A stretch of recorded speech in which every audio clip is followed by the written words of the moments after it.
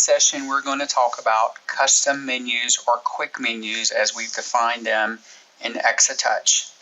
So let's start with the register view and see what we have already. I'm going to go ahead and log in on my fresh sheet lock screen. I'm going to go to the register. And from here, you can see above the items group, we have 4 new buttons. We have initially the all menu button, which we have here for our categories. Breakfast, lunch, dinner, and brunch are mine. The merchant can set up 1 or more of these up to 4. They can be any custom name that will fit the button, and they can mean different things. In my case, as you see, I've got breakfast, lunch, and dinner, brunch. The merchant can set up special events, weekend menus, pop-up sale menus, whatever they want to do. They can have multiple different ones. Tapping on the menu button will show you the items that are located underneath it.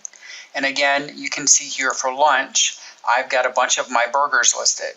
Now, putting them on this menu does not remove them from the category listing. So if we tap all menus and I go to burgers, they're going to appear here as well. But it's only going to take over to the lunch menu those items that I've added to it.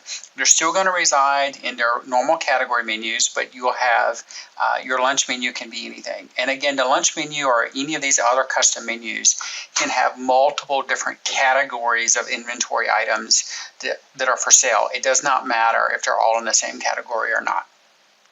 So let's go ahead and look at how we set this up when we're adding items to custom menus and creating those custom menus. So the first thing we're going to do is switch over to my other data account here. I'm going to log in. And I'm going to go to Settings, Preferences, Custom Variables, and I'm going to locate the Quick Menu custom variable. And it's right here. It says Quick Menu. So I'm going to tap on menu number 2, and I'm going to make this lunch. Okay. Now keep in mind, we've got the listing here. It doesn't matter which order they put these in. They can set up menu number 4 and activate it. They could create menu 1 and 3 if they want to do that. Also, if you inactivate the menu item here, it does not remove it, and it does not remove the items from it. It just inactivates it and takes the view of it off of the register so that you no longer see those items there. You can come back and reactivate it or deactivate at any point once you've got items added. So I'm going to save.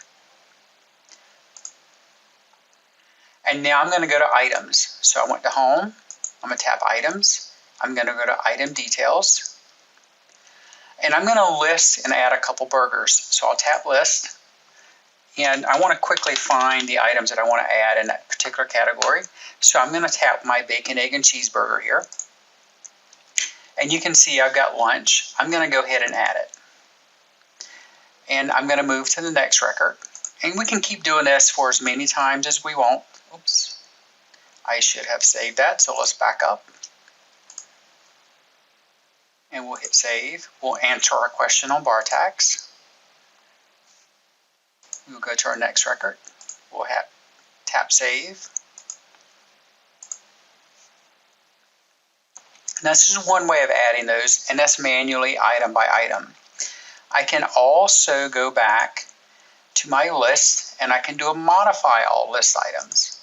And from here, I've already got my burger selected. And you'll notice up in the top right corner of the modify all list items, I now have the option of adding a quick menu to those. One thing to note when you're working with the merchants, they want to make sure that the items that they're selected, they're very specific in their selection, because if we do the modify all items, as you know, it will automatically add this menu and those items to the register and will list all of them. So they may not want to do this if it's a bunch of items in their selection. They may want to narrow that down first and then add the quick menus to it. Just something to keep in mind. So let's close out of this. And now we're going to go to the register. And I've only added a couple items here, and you see I've got lunch. So I'm going to tap lunch, and now here are my 2 items. The other custom menus here will remain blank, and there's nothing underneath those. You can't access them or do anything with it. So I've got lunch, and I've got my all menu, and my burgers are here as well. That's how we set up custom menus, add items to those, and then display them on the register. Thank you for viewing the video.